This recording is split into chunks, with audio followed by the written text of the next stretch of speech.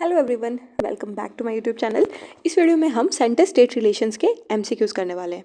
ठीक है, एक सेकंड पहले मैं आपको बता देती हूँ हमने क्या क्या फिनिश कर दिया है। एक सेकंड बताती हूँ। देखो, हमने यहाँ से ये फर्स्ट चैप्टर हमने स्किप किया था, ये लास्ट में करवाऊंगी मैं। उसके बाद में सेकंड, ये सारे हम चैप्टर कर चुके हैं, ये हमने देखा था, ये भी कर चुके हैं। अब हम 11th वाले चैप्टर पे हैं। ठीक है, तो इसमें टोटल चैप्टर्स है, बहुत ज़्यादा है ना, 29।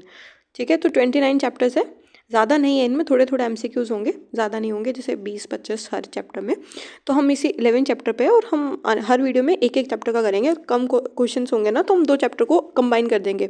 तो 29 वीडियोस हो सकते हैं इसकी एट मैक्स, और अगर मेरे हिसाब से 29 होनी चाहिए। बाकी लेट मी सी कि कितना आगे तक जाएगा ये। और ठीक है, अभी 11 चैप्टर आज शुरू करते हैं हम। Let me start. तो कहाँ से करना था, ये रहा। So let's start from our very first question. The constitution empowers the parliament as well as state concern to deal with extra territorial legislation. इस वर्ड को ध्यान देना।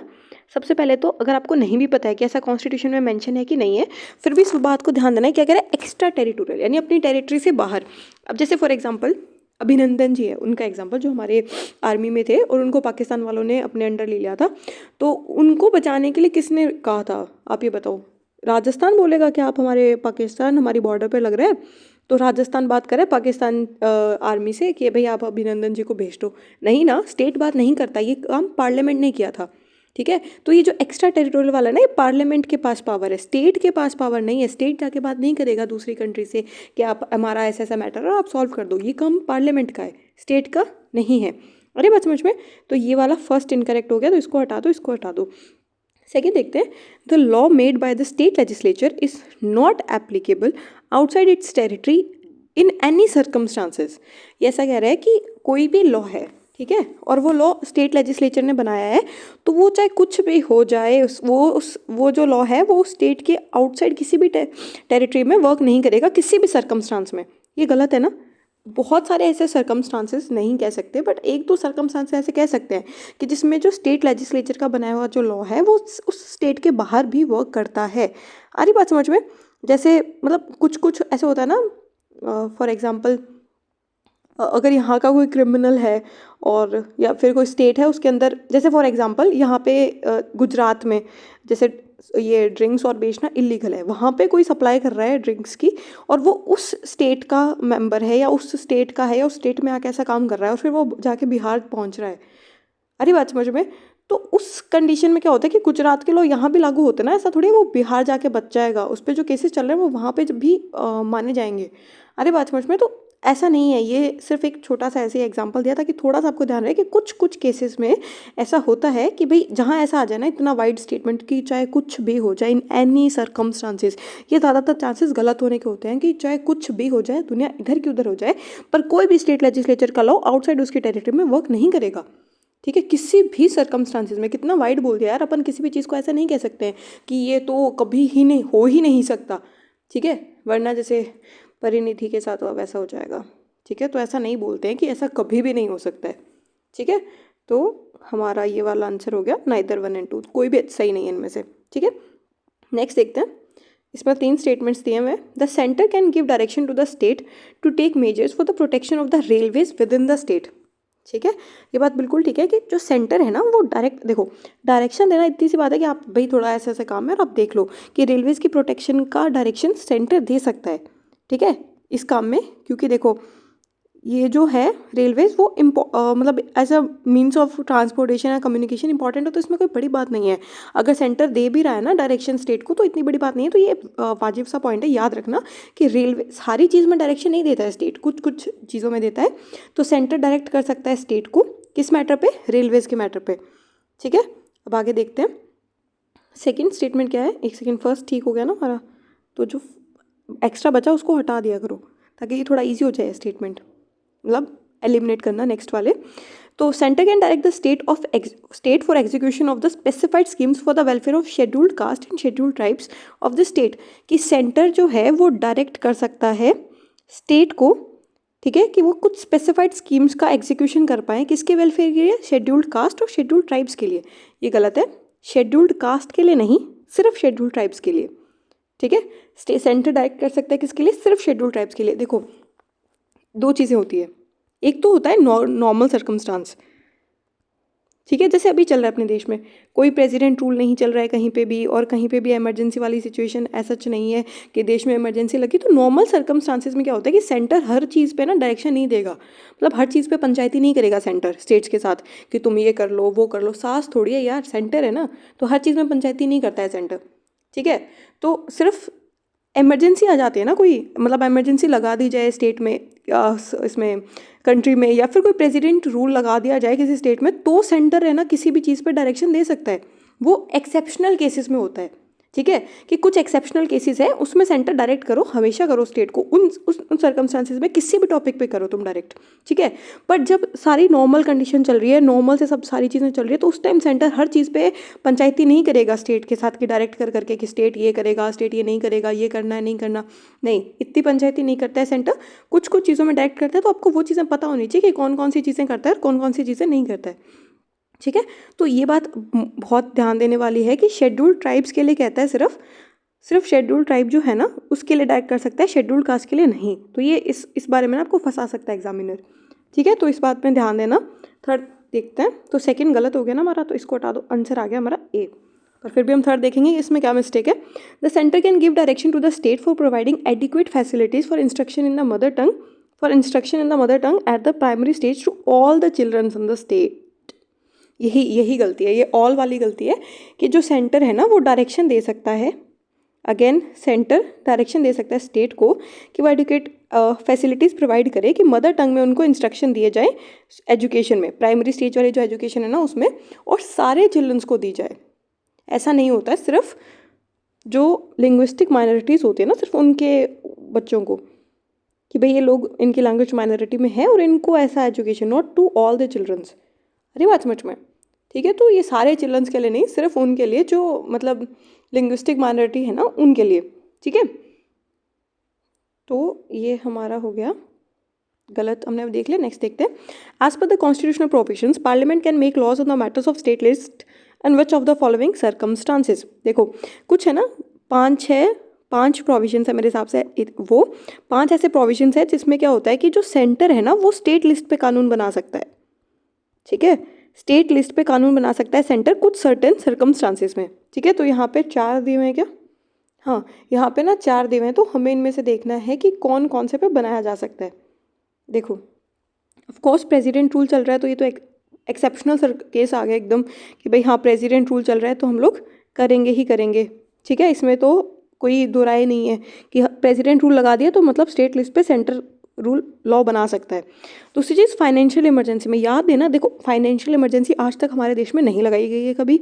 जब 1990s में वो चल रहा था ना, हमारा फाइनेंशियल क्राइसिस चल रहा था, उस टाइम भी हमने कभी ये वाला नहीं यूज़ किया ऑप्शन, ठीक है। तो दूसरी चीज़ ये कि अगर ये यूज़ भी कर रहे हो तो इसमें ज़्यादा चेंजेस नहीं होता है, ये अगर फाइनेंशियल इमरजेंसी लग भी गई ना तो स्टेट लिस्ट पे कानून नहीं बना सकते हैं। अरे बात समझ में, कुछ कुछ चीज़ें चेंज कर देंगे जैसे प्रॉपर्टीज़ और टैक्सेस वाले मामले में, पर ज़्यादा नहीं होता है, ठीक है। तो ये वाला ऑप्शन गलत है, फाइनेंशियल इमरजेंसी में ऐसा कुछ नहीं होता है। थर्ड देखो, for implementation of international agreements, ये बिल्कुल ठीक है। देखो इंटरनेशनल एग्रीमेंट्स में ये ऑप्शन ठीक है। इसको कैसे करना, अगर आप न्यूज़ देखते हो तो देखो जैसे वेस्ट बंगाल में ना केसेस चलता है, जैसे बांग्लादेश के साथ थोड़े इश्यूज रहते हैं, जैसे थोड़ा रिवर और प्रॉपर्टी को लेकर। तो अगर उस टाइम में सेंटर नहीं आएगा तो ममता बनर्जी तो बोल देगी कि मैं तो कुछ भी नहीं करने दूँ बांग्लादेश के साथ, मैं तो वॉर करवा दूँ। आ रही बात समझ में।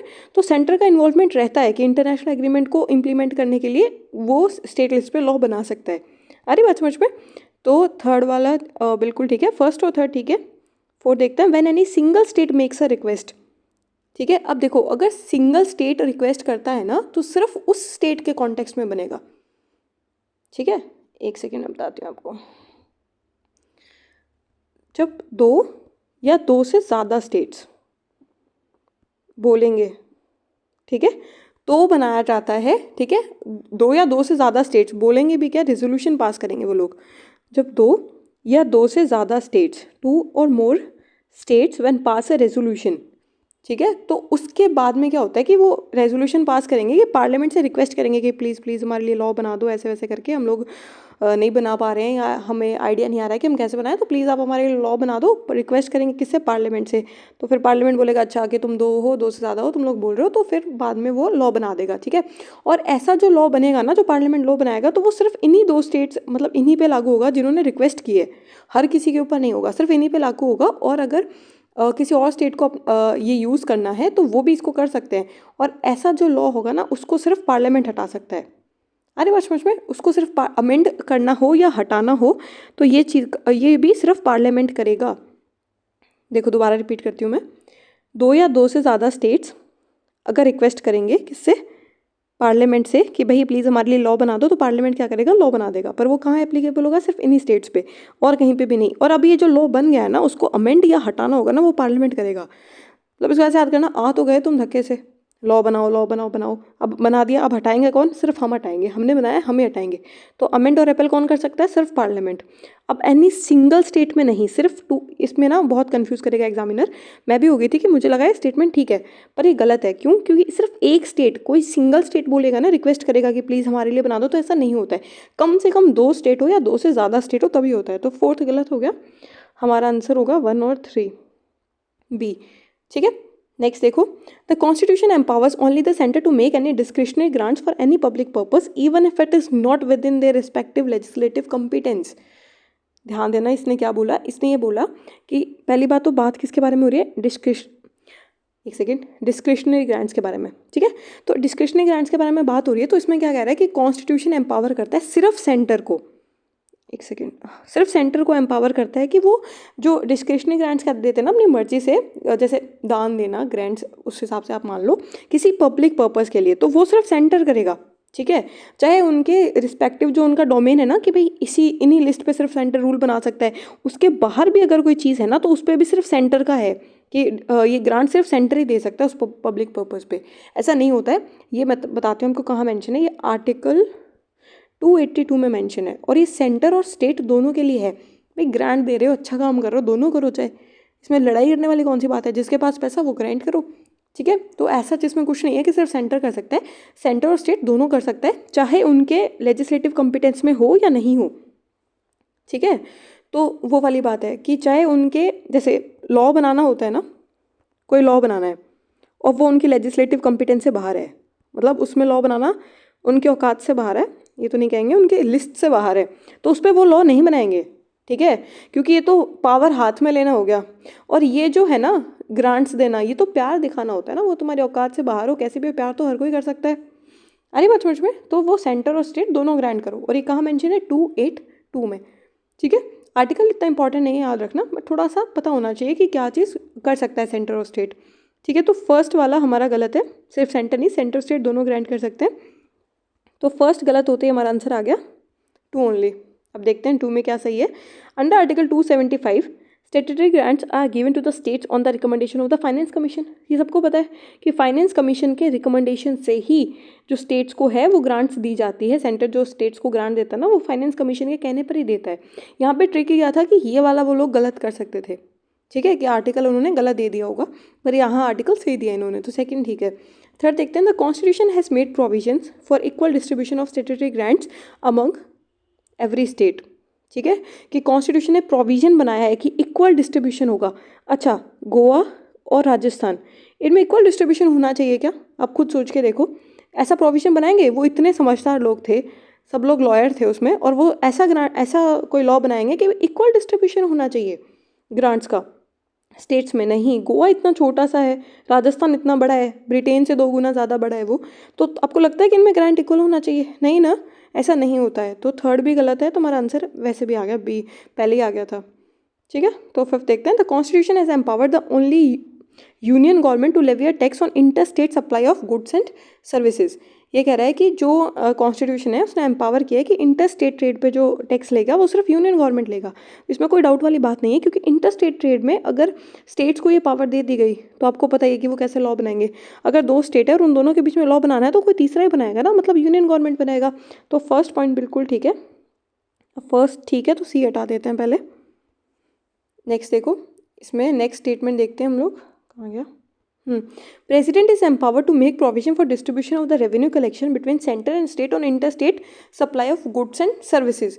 मतलब ये ऐसा कह रहा है कि प्रेसिडेंट जो है वो एम्पावर्ड है to make provision, president provision बनाएगा कि जो रेवेन्यू कलेक्शन हुआ है ना इंटर स्टेट ट्रेड से, तो उसमें सेंटर और स्टेट के बीच में बांटने का काम प्रेसिडेंट करेगा। मतलब देखो, सेंटर और स्टेट के बीच में इंटर स्टेट ट्रेड हुआ, क्या कह रही हूँ मैं, रुको, इंटर स्टेट ट्रेड हुआ दो स्टेट्स के बीच में, ठीक है, उस पर कोई सर्टेन टैक्स लगाया, वो किसने किया, सेंटर ने ले लिया। अब वो जो रेवेन्यू कलेक्ट हुआ उसको सेंटर और स्टेट में इक्वल बांटना है, तो इस बांटने के काम का जिम्मा किसने उठाया, प्रेसिडेंट ने। ये स्टेटमेंट ये बात कह रहा है, ठीक है, कि कोई सर्टेन रेवेन्यू कलेक्शन हुआ और उसको सेंटर और स्टेट में बांटना है, और ये कौन काम करेगा, प्रेसिडेंट। आप ये सोचो, ये काम प्रेसिडेंट का है, ये काम प्रेसिडेंट करेगा नहीं, ये काम पार्लियामेंट करेगा। कौन करेगा, पार्लियामेंट। इन्होंने ये वर्ड ही हटा दिया, पार्लियामेंट करता है ये काम, सो एंड सो डिस्ट्रीब्यूशन, और किसके, जीएसटी काउंसिल के रिकमेंडेशन के बाद, जीएसटी काउंसिल के रिकमेंडेशन के बाद पार्लियामेंट करता है। तो ध्यान देना इस चीज़ पे कि इसको अपन वापस से समझते हैं। अब सही, ये वाला तो गलत स्टेटमेंट समझा हमने, अब हम सही स्टेटमेंट समझते हैं कि दो स्टेट्स है, उनके बीच में ट्रेड हुआ, उससे हमने रेवेन्यू जनरेट किया, उस रेवेन्यू को सेंटर और स्टेट में बांटने का काम कौन करेगा, मतलब बांटने के प्रोविजंस कौन डिसाइड करेगा, पार्लियामेंट डिसाइड करेगा। किसके कहने पे, जीएसटी काउंसिल के रिकमेंडेशन पे, ठीक है। तो ये वाला स्टेटमेंट सेकंड गलत हो गया हमारा। थर्ड देखो, 101st अमेंडमेंट एक्ट ऑफ 2016 यानी जीएसटी का has conferred exclusive power upon parliament to make laws for goods and service tax imposed by union और स्टेट। एक्सक्लूसिव पावर, एक्सक्लूसिव का मतलब क्या होता है कि सिर्फ सारी की सारी पावर पार्लियामेंट के हाथ में दे देना। एक्सक्लूसिव पावर सिर्फ पार्लियामेंट के हाथ में है, ऐसा है नहीं, क्योंकि इसमें क्या होता है कि देखो, जीएसटी काउंसिल भी बैठ रही है, स्टेट्स भी आ रहे हैं पार्टिसिपेट करने को, स्टेट के लोग भी बैठते हैं, सब लोग डिस्कस करते हैं, फाइनेंस मिनिस्टर होता है, तो अकेले पार्लियामेंट के हाथ में नहीं होती है पावर, ठीक है, स्टेट लेजिस्लेचर्स के भी हाथ में होती है। तो ये वाला बिल्कुल गलत है, ठीक है, एक्सक्लूसिव पावर पार्लियामेंट की नहीं है, state legislatures are also involve in that, ठीक है।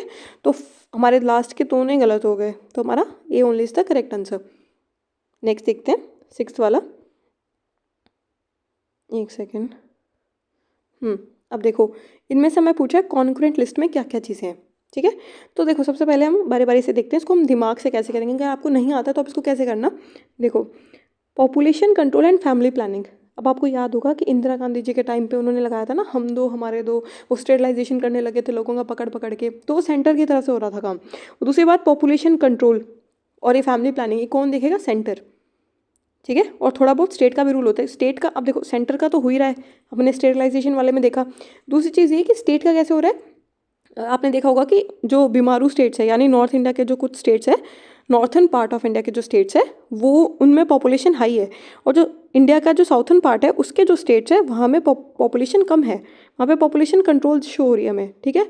तो स्टेट का भी कुछ ना कुछ रोल रहता है इसमें, स्टेट भी प्लानिंग में हेल्प करते हैं। जैसे अभी आंध्र प्रदेश के जो सीएम है नायडू जी, उन्होंने बोला था कि भाई दो नहीं, दो से ज़्यादा हो, पॉपुलेशन बढ़ाओ हमारे स्टेट की, तो वो पॉपुलेशन बढ़ाने पे जोर दे रहे हैं, तो स्टेट का कुछ रोल होता है ना, तभी तो है ये। तो सेंटर और स्टेट दोनों का रोल है, तो ये तो पक्का ही होगा population control and family planning में। तो अब देखो, ये मेंशन है सब में दिया हुआ है। और क्या मेंशन है सब में, फोर सब में दिया हुआ है। देखो, मतलब इलेक्ट्रिसिटी भी सब में, ये देखो इलेक्ट्रिसिटी भी सोलर एनर्जी सेंटर देख रहे हैं, सोलर पैनल वगैरह का। दूसरी चीज़ और क्या ये हो रहा है यार, ये जैसे इलेक्ट्रिसिटी फ्री है, कुछ यूनिट फ्री है राजस्थान में, दिल्ली में, तो ऐसी जगह में ना, तो आपको ये जो फ्री बीज चलाता है ना, सबको ध्यान में रह जाएगा थोड़ा कि क्या चीज़ सेंटर कंट्रोल कर रहा है, क्या स्टेट कंट्रोल कर रहा है। तो थोड़ा एग्जांपल अपने आसपास के ध्यान रखा करो। तो फर्स्ट और फोर्थ तो सही है, सब में ही दिया हुआ है। तो अब हमें देखना है, अगर हमने सेकंड देख लिया ना, तो हमें ये एलिमिनेट कर देंगे, सेकंड सही है कि गलत है। Registration of birth and death, अगर आपने पढ़ा होगा ना, तो ये सेंटर स्टेट दोनों करता है, बर्थ सर्टिफिकेट और डेथ सर्टिफिकेट वाला जो है, तो ये जो रजिस्ट्रेशन वाला काम है ना, दोनों करते हैं। देखो, पहले स्टेट, एक जो इंडिविजुअल स्टेट है ना, वो रिकॉर्ड करेगा, फिर सारे स्टेट मिलके सेंटर को भेजेंगे, फिर सेंटर अपना डाटा प्रिपेयर करेगा, ये चीज़ ऐसे होती है। तो ये वाला भी इन्वॉल्व है, तो ये सी हटा दो पहले तो सेकेंड सही है। थर्ड देखो, public health and sanitation, public health and sanitation. अब ये बताओ कि ये वाला किसके अंडर में आएगा। आपको लग रहा है कि भाई ये जो है ये सेंटर में आएगा, स्टेट में आएगा, कॉन्करेंट में आएगा। एक से मैं हटा दूँ इसको, रुको। अब देखो, ये जो है पब्लिक हेल्थ एंड सैनिटेशन, ये काम स्टेट का है, ठीक है, ये स्टेट लिस्ट में आता है। आपको पता होगा कि अभी जो है मतलब सर्टेन सर्कमस्टांसेस में जैसे कोरोना आया था तो उस टाइम सेंटर ने जिम्मा उठाया था, सेंटर की रिस्पॉन्सिबिलिटी थी, क्योंकि बहुत मतलब एक्सट्रीम केस चला गया था कोरोना के टाइम पे। तो पर बाकी पब्लिक हेल्थ और सैनिटेशन है ये स्टेट लिस्ट में आता है।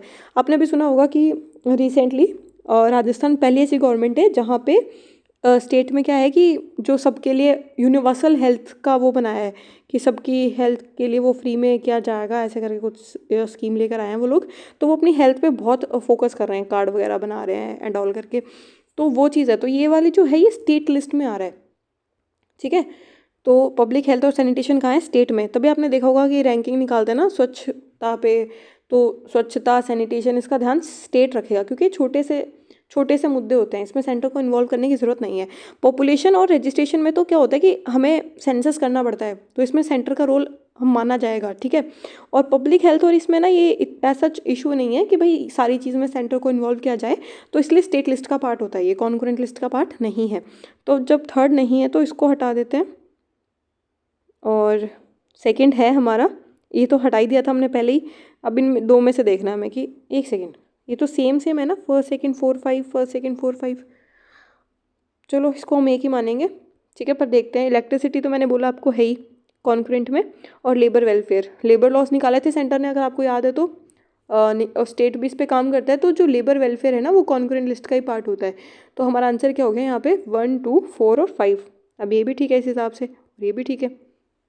अरे बात समझ में।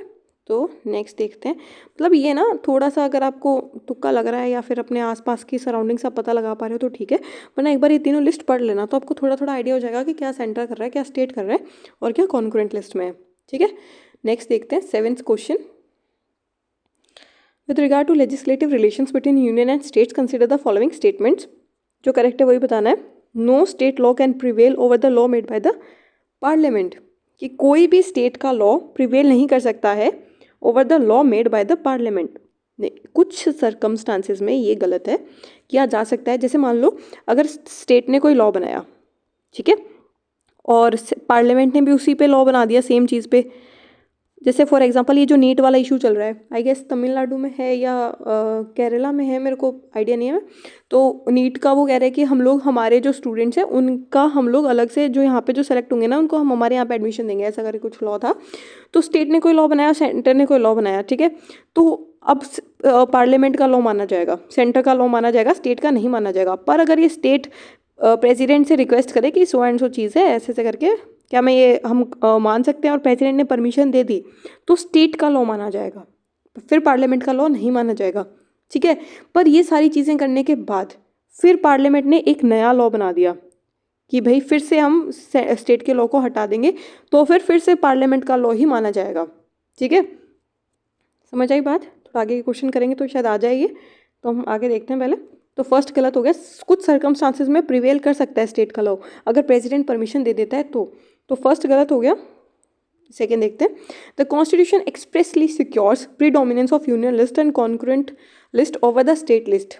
ये बात ठीक है, एक्सप्रेसली बताया गया है कि भाई देखो अगर कोई लॉ है और वो यूनियन लिस्ट और कॉन्करेंट लिस्ट में मेंशन है, ठीक है, तो उस पर अगर लॉ बना दिया तो ऑफकोर्स ही बात है कि ये ज़्यादा डोमिनेंस है, स्टेट लिस्ट का कम डोमिनेंस है।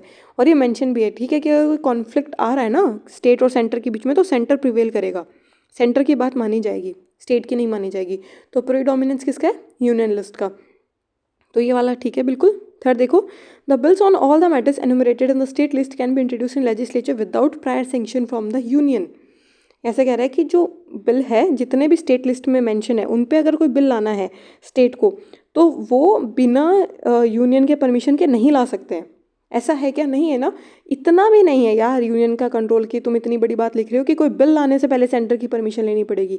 ऐसा नहीं होता है ना, स्टेट लिस्ट में कोई काम है तो वो लेजिस्लेचर अपने हिसाब से उस पर लॉ बना सकता है, वो स्टेट लिस्ट में है, वो जो मर्जी करे उन सब्जेक्ट्स के साथ, उसमें यूनियन की परमिशन नहीं चाहिएगी। हर बिल लाओ फिर यूनियन की परमिशन लो, हर नया बिल लाओ उसमें यूनियन की, नहीं ऐसा नहीं होता है। तो थर्ड गलत है, हमारा आंसर आ गया सी, ठीक है। तो 7th का सी हो गया। नेक्स्ट देखते हैं 8th वाला, mutual delegation of functions between centre और स्टेट, ठीक है। प्रेसिडेंट में with the consent of the central government entrust to the government any of the executive functions of the state. Or the governor of a state may with the consent of the state government entrust to that government any of the executive function of the center. नहीं नहीं नहीं नहीं, गलत है। देखो मैं आपको बताती हूँ। प्रेसिडेंट है, वो किसका काम देख रहा है? सेंटर का। तो उसको अगर स्टेट को कोई काम देना होगा तो वो किसका काम देगा? सेंटर का। इसने क्या लिखा है यहाँ पे कि प्रेसिडेंट जो है वो स्टेट सेंट्रल गवर्नमेंट की कंसर्न से entrust to that government any of the executive function of the state की, मतलब ये उल्टा कह रहा है कि स्टेट का कोई भी काम सेंट्रल गवर्नमेंट को दिया जाएगा सेंट्रल गवर्नमेंट की कंसेंट से। उल्टा लिख दे इसने ऐसा बोला है कि इसमें ऐसा होता है कि स्टेट गवर्नमेंट का कंसेंट लेना पड़ता है, वो मानो नहीं मानो उनकी मर्जी है, पर कंसेंट लेना पड़ता है स्टेट का। स्टेट के कंसेंट के बाद सेंटर की कोई भी जो पावर है वो स्टेट को दी जा सकती है। प्रेसिडेंट ही काम कर सकता है, मतलब जो पावर संभाल रहेगा वही पावर देगा ना। अब जैसे इसने बोला कि गवर्नर जो है वो स्टेट के कंसेंट से उस स्टेट गवर्नमेंट को सेंटर का फंक्शन दे देगा। गवर्नर के पास इतनी पावर है क्या कि वो सेंटर का काम स्टेट को दे दे? नहीं है ना, ये पावर तो प्रेसिडेंट के पास है। गवर्नर किसका काम देखता है? अब इसको कहाँ यहाँ लिखते हैं, देखो गवर्नर किसका काम देखता है? स्टेट्स का। तो स्टेट्स की पावर सेंटर को देने का काम करेगा गवर्नर, ठीक है। और वो भी किसके? सेंटर के कंसेंट से। जिसको पावर दी जा रही है उससे भी तो पूछना पड़ेगा ना कि तुम जिम्मेदारी संभाल सकते हो कि नहीं। तो उसके कंसेंट से किसकी एग्जीक्यूटिव फंक्शन? स्टेट्स का। गवर्नर किसका फंक्शन देखता है? स्टेट्स का। तो स्टेट्स की पावर किसको देगा? सेंटर को, उसके कंसेंट से ऐसा दिया जा सकता है। और प्रेसिडेंट किसकी पावर देगा? सेंटर की। किसको? स्टेट को, उसके कंसेंट से। ये चीज़ें हैं। तो इसने क्या किया? इन दोनों में उल्टा लिख दिया। तो हमारा आंसर क्या हो गया? डी। दोनों ही ठीक नहीं है। समझ जाएगा ना मैंने क्या बोला? दोनों में। 9th देखो, with regards to centre state financial relations की बात हो रही है। Which of the following net proceeds of the taxes do not form part of consolidated fund of India, कि इनमें से कौन सा जो है वो कंसोलिडेटेड फंड ऑफ इंडिया का पार्ट फॉर्म नहीं करता है, ठीक है, नहीं करता है, ये बताया है, ठीक है। अब देखो इसको, taxes on the consignment of goods in the course of interstate trade and commerce. Of course ये बात है, इंटरस्टेट कॉमर्स हो रहा है तो वो तो डिस्ट्रीब्यूट हो जाएगा ना, ठीक है। तो ये जो है ये पार्ट नहीं करता है। एक सेकेंड, हाँ। तो इसमें ना न्यूज़पेपर जो है वो एक एक्सेप्शन है, न्यूज़पेपर इन्वॉल्व होता है कंसोलिडेटेड फंड ऑफ इंडिया में, बाकी चीज़ें नहीं होती है, ठीक है। एक सेकेंड, हाँ। तो जो ये जो है ना न्यूज़पेपर वो एक एक्सेप्शन है, बाकी जो इंटरस्टेट रेट पे जो होगा वो इसका पार्ट फॉर्म नहीं करेगा कंसोलिडेटेड फंड ऑफ इंडिया, क्योंकि वो तो डिस्ट्रीब्यूट हो जाता है ना। उसके बाद में stamp duties on bills of exchange and policies of insurance, ये भी कंसोलिडेटेड फंड ऑफ इंडिया का पार्ट नहीं है। देखो इसमें और क्या क्या चीज़ें आती हैं मैं आपको बताती हूँ, यहाँ लिखती हूँ, 2 मिनट रुकना, कॉल आ गया था। प्रोमिसरी नोट्स, इंश्योरेंस हो ही गया, बिल्स ऑफ एक्सचेंज, एक सेकेंड,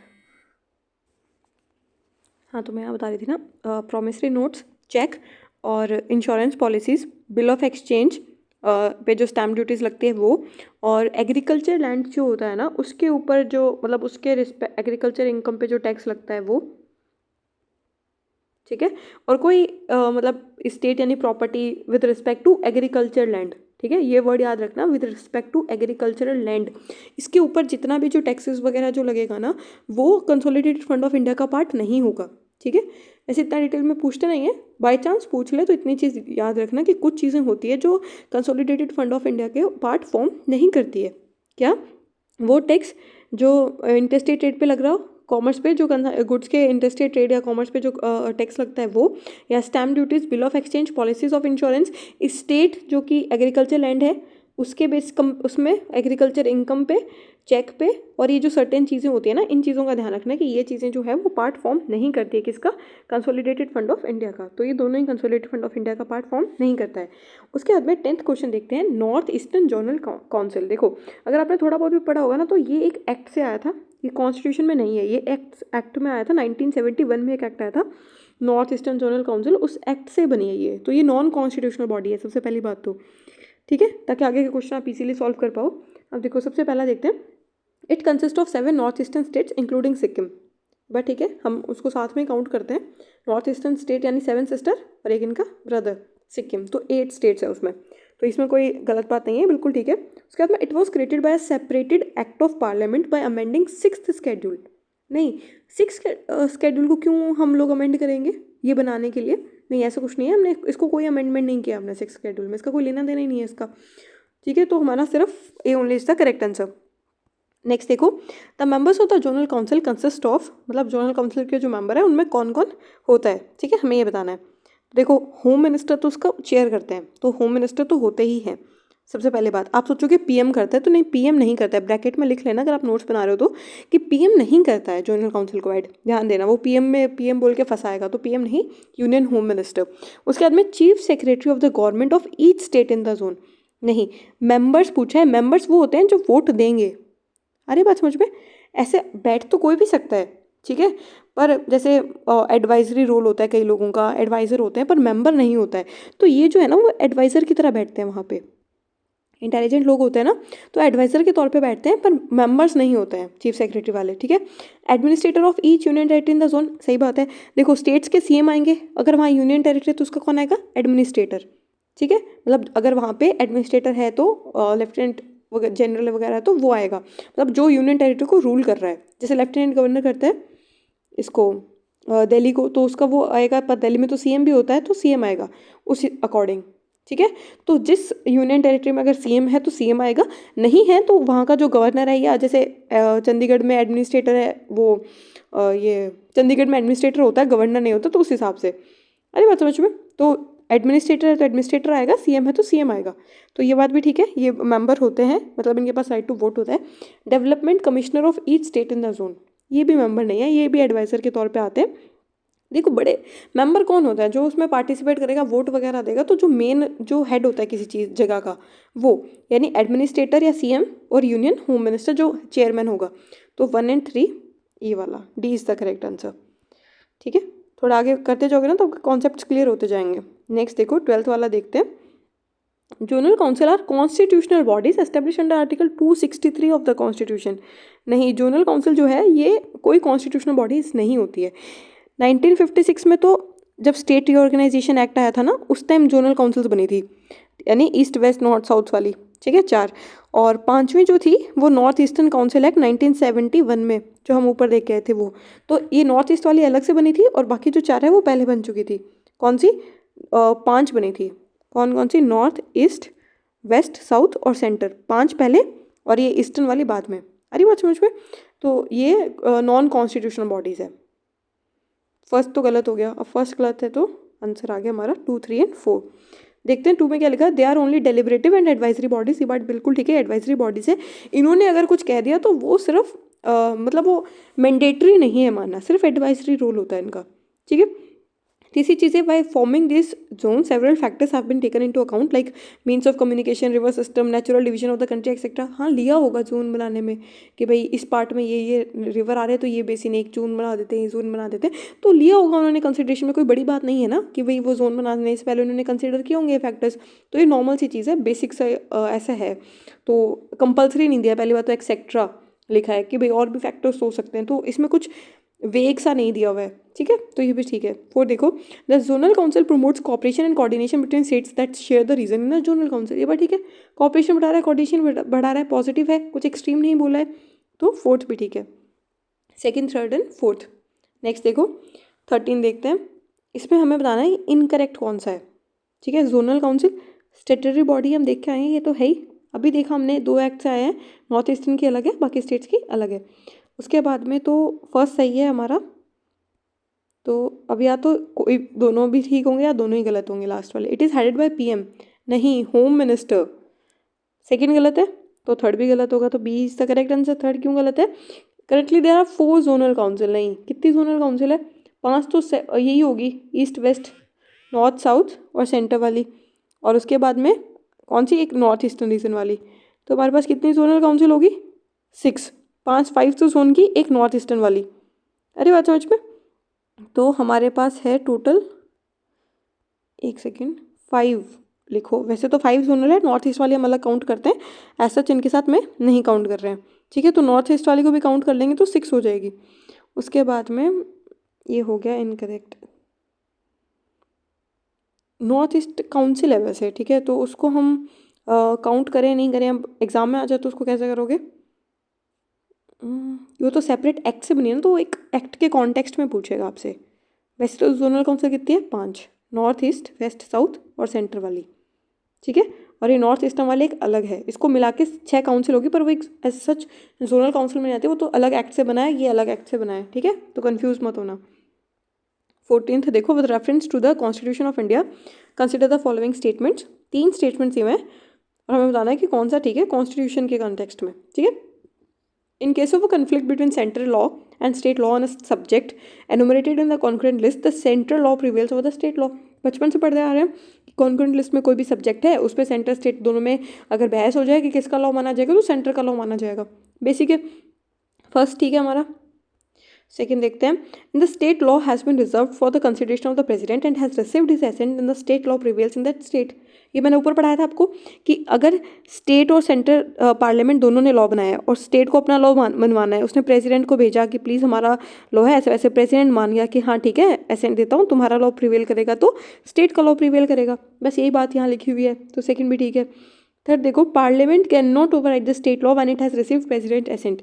नहीं, ऐसी कोई चीज़ आप नहीं इतना नेगेटिव स्टेटमेंट नहीं बनाओगे कि पार्लियामेंट ये काम नहीं कर सकता कि हाँ हालांकि प्रेसिडेंट ने एसेंट दे दिया हो पर फिर भी अगर पार्लियामेंट चाहे ना दोबारा लॉ बनाए तो फिर स्टेट के लॉ को हटा सकता है, ठीक है। मतलब पार्लियामेंट ने अपना लॉ बना दिया दोबारा से तो फिर पार्लियामेंट का लॉ फिर से पार्लियामेंट का लॉ माना जाएगा, ठीक है। तो पार्लियामेंट ओवरराइड कर सकता है, कैन नॉट नहीं आएगा, parliament can override the state law when it has received the president's assent, ठीक है। तो हमारा 1 and 2 is the correct answer.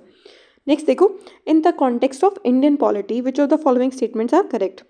2 ही स्टेटमेंट है क्या? हाँ 2 ही स्टेटमेंट है और इनमें से हमें बताना है कि इनमें से कौन सा स्टेटमेंट करेक्ट है। तो अब देखो, एक सेकेंड रुकना।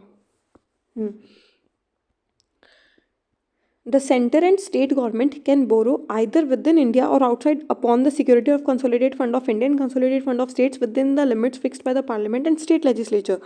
ये ऐसा कह रहा है कि जो सेंटर और स्टेट गवर्नमेंट है ना वो दोनों आउटसाइड इंडिया बोरो कर सकते हैं, नहीं स्टेट नहीं मांगते हैं बाहर से, ठीक है। मतलब दूसरी कंट्री से या कहीं से भी स्टेट नहीं मांगने जाते हैं कि हमें लोन चाहिए या हमें कर्जा दे दो एंड ऑल, ये काम सेंटर करता है। अरे बात समझ में, ये काम स्टेट का नहीं है, पहली बात तो फर्स्ट एंड फॉरमोस्ट ये बात एकदम साफ ही है, यहीं से क्लियर है कि ऐसा काम कौन नहीं करेगा, ये स्टेट नहीं करेगा, सिर्फ सेंटर करता है। ग्रांट देने का काम सेंटर स्टेट दोनों करता है अगर उनके सब्जेक्ट से बाहर है तो, पर बोरो करने का काम सिर्फ सेंटर का है, ठीक है। और वो भी लिमिट्स कौन फिक्स करेगा? पार्लियामेंट, ठीक है। तो एक सेकेंड, ये हो गया।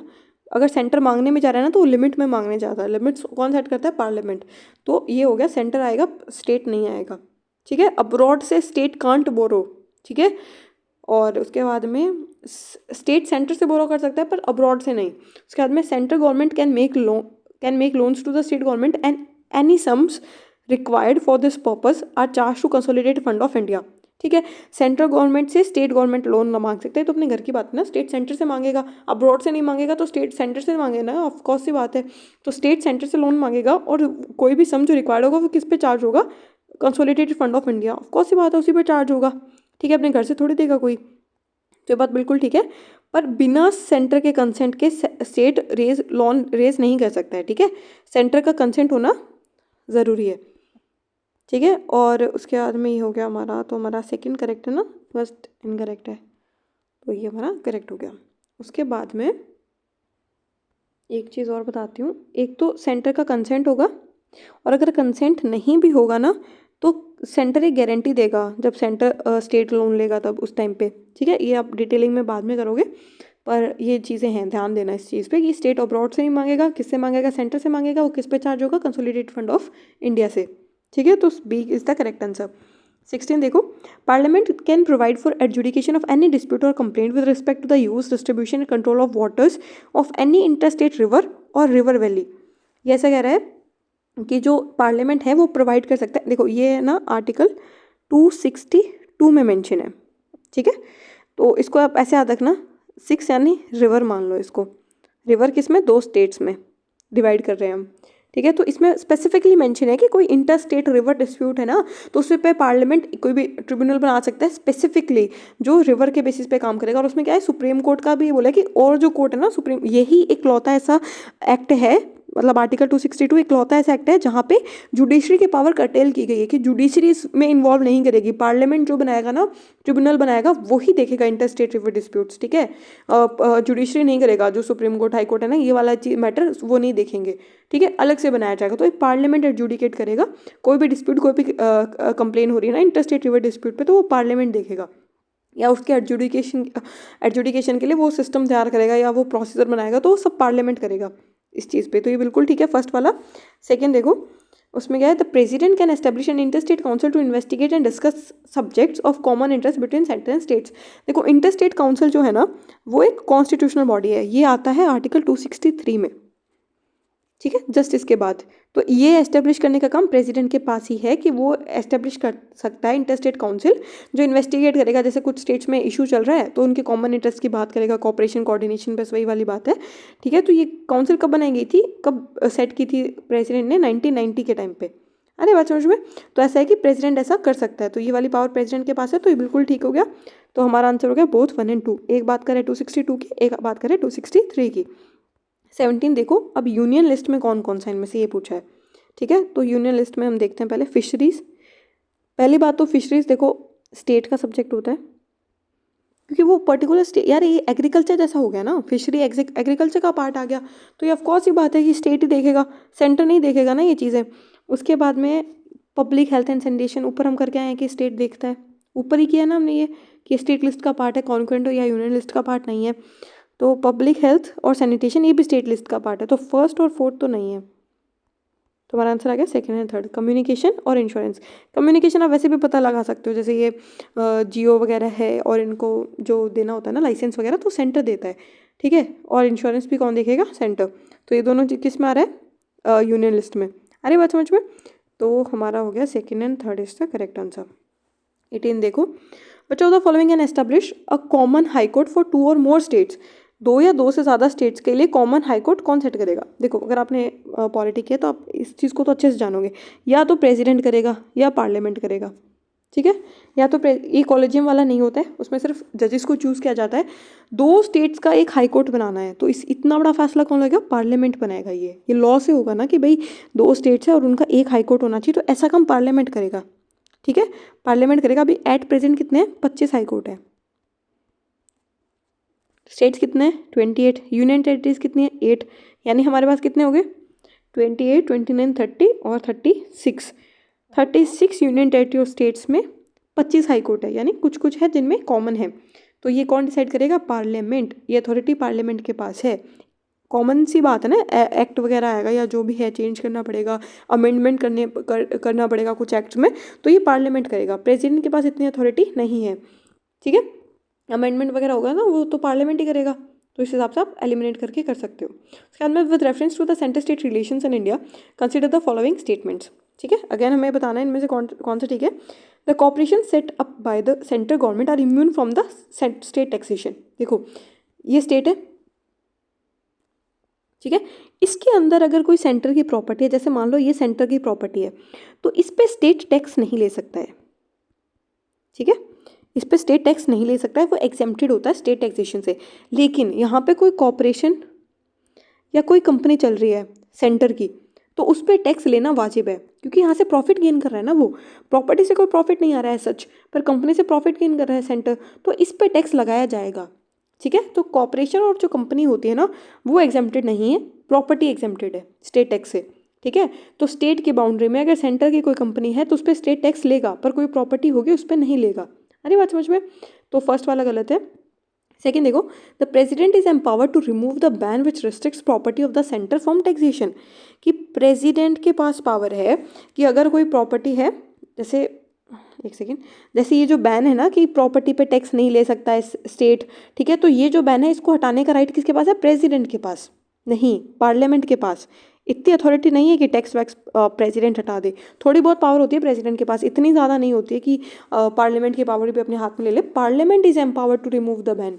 ठीक है, तो ये दोनों ही गलत है, पार्लियामेंट की जगह प्रेसिडेंट कर दे इन्होंने, तो कोई भी ठीक नहीं है। नेक्स्ट देखते हैं, in the context of Indian polity consider the following statement, the parliament has the exclusive power to levy taxes on subjects enumerated in the concurrent list. ऐसा है क्या? पार्लियामेंट के पास एक्सक्लूसिव पावर है? अगर ऐसा होता तो फिर यूनियन लिस्ट ही नाम रख देते, कॉन्करेंट लिस्ट रखने का क्या ज़रूरत थी कि भाई इस यूनियन पे भी पार्लियामेंट बनाएगा, कॉन्करेंट पे भी पार्लियामेंट बनाएगा, फिर नाम कॉन्करेंट क्यों रखा इन्होंने, है ना? तो ये गलत है, स्टेट के पास भी पावर होती है। सेकेंड देखो, residual power of taxation is vested in parliament and state legislature on their respective fields, कि जो रेजिडुअल बची हुई पावर्स है वो किसके पास है? पार्लियामेंट के पास, ठीक है। And state legislature on their respective fields, नहीं, रेजिडुअल पावर सारी की सारी, चाहे कुछ भी हो, वो सारी की सारी जो टैक्स की इम्पोजिशन वाली है ना, वो उसके पास है, पार्लियामेंट के पास। देखो मैं बताती हूँ, देखो तो ये जो है ना, जैसे फॉर एग्जांपल मैं आपको क्या बता रही थी यार, हाँ, जैसे कोई भी सब टॉपिक है और वो तीनों लिस्ट में नहीं मेंशन है, ठीक है, और उस पर उस पे टैक्स लेने का राइट किसके पास है? पार्लियामेंट के पास। जैसे फॉर एग्जांपल जैसे मैं बताती हूँ, गिफ्ट टैक्स पार्लियामेंट लगाता है ना, तो ऐसी जो चीज़ें हैं ना, उस पर रेजिडुअल पावर सिर्फ पार्लियामेंट के पास है, स्टेट के पास नहीं है रेजिडुअल पावर, ठीक है। तो ये वाला भी गलत है, तो फर्स्ट और सेकंड दोनों गलत है, तुम्हारा डी आंसर हो गया। नेक्स्ट देखते हैं, in the US federal government is enumerated in the constitution and the residual powers are left to the states. देखो वहाँ पे ये जो है, ये वाला बिल्कुल ठीक है, यूएसए में जो है ना रेजिडुअल पावर्स वो स्टेट्स के पास है, वहाँ का जो फेडरल सिस्टम है वो ऐसा ही है, ठीक है। हमारे यहाँ पे रेजिडुअल पावर किसके पास है? सेंटर के पास, इंडिया में। और यूएस में किसके पास है? स्टेट्स के पास। ध्यान देना इस चीज़ पे, क्वेश्चन आ सकता है। तो फर्स्ट वाला बिल्कुल ठीक है। सेकंड देखते हैं, the government of India act 1935 provided residual powers to the governor general of India, कि जो रेजिडुअल पावर्स है उन्होंने गवर्नर जनरल ऑफ इंडिया को दी थी 1935 वाले एक्ट में, बची हुई पावर्स, ठीक है। तो एक सेकेंड, ठीक है ना, ये रुको एक बारी, इन्होंने यही है रेजिडुअल पावर जो है, ये पढ़ा रही थी ना मैं, हाँ, गवर्नर जनरल ऑफ इंडिया को ही दी थी, ठीक है, 1935 में।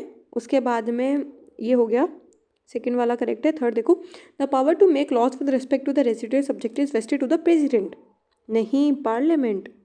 जो सब्जेक्ट बच के उस पर प्रेसिडेंट थोड़ी लॉ बनाएगा, मैंने पहले भी बताया था, इतनी पावर नहीं है प्रेसिडेंट के पास कि टैक्स का देख रहा है, वो लॉ बनाने का देख रहा है, नहीं भाई, मेक लॉज, ध्यान दो इस वर्ड पे, मेक लॉज, लॉ पार्लियामेंट बनाएगा, प्रेसिडेंट नहीं बनाएगा। इनफैक्ट प्रेसिडेंट रूल भी लगता है ना, तो वहाँ पे भी वो अपनी मर्जी से लॉज नहीं बनाता है, ठीक है, वो किसी के अंडर में बना रहा है, तो इतनी पावर नहीं है प्रेसिडेंट के पास। एक्ट एंड एडवाइस, ये वर्ड ध्यान में रखना, तो लॉज बनाने का काम पार्लियामेंट करेगा। तो थर्ड वाला स्टेटमेंट बिल्कुल गलत है, थर्ड हटा दो पहले। हमारा पास क्या आंसर आ गया? First and second is the correct answer, यही था। अब उसके बाद में देखो, consider the following statements regarding centre state relations, ठीक है। अब इनमें से हमें बताना है, कितने क्वेश्चन है? 26, ठीक है। सेंटर स्टेट रिलेशंस है, उसके कॉन्टेक्स्ट में हमें बताना है कौन सा। The central government has many revenue sources and states are mostly dependent on the grants and financial assistance from the centre. सही बात है, सेंट्रल गवर्नमेंट के पास बहुत सारे रेवेन्यू के सोर्सेज होते हैं, पर स्टेट गवर्नमेंट जो है वो मोस्टली किस पे डिपेंडेंट होता है? सेंटर पे, ग्रांट्स देगा, फाइनेंशियल असिस्टेंस देगा, तो ये बात बिल्कुल ठीक है। और पॉजिटिव स्टेटमेंट है, कॉपरेशन बता रहा है, तो इसमें कोई दो राय नहीं है। उसके बाद में, states can neither take disciplinary actions nor they can remove officers of all India services, ये बात ठीक है, बिल्कुल ठीक है। इसलिए हम इसको जो है ना यूनिटरी फीचर कहते हैं, कि भाई सेंटर के हाथ में पावर एंड ऑल करके, क्योंकि देखो स्टेट्स के पास पावर नहीं होता कि अगर ऑल इंडिया सर्विसेज का कोई ऑफिसर है, जैसे आईएएस आईपीएस है, अगर स्टेट में वर्क कर रहे हैं वो, तो उनके खिलाफ कोई डिसिप्लिनरी एक्शन भी नहीं लिया जा सकता है कि रेस्टिकेट करे हो, सस्पेंड करे हो, नहीं, ठीक है ना, उनको रिमूव, तो भाई बहुत बड़ी बात हो गई, तो ये स्टेट ऐसे एक्शन नहीं ले सकता है उनके खिलाफ।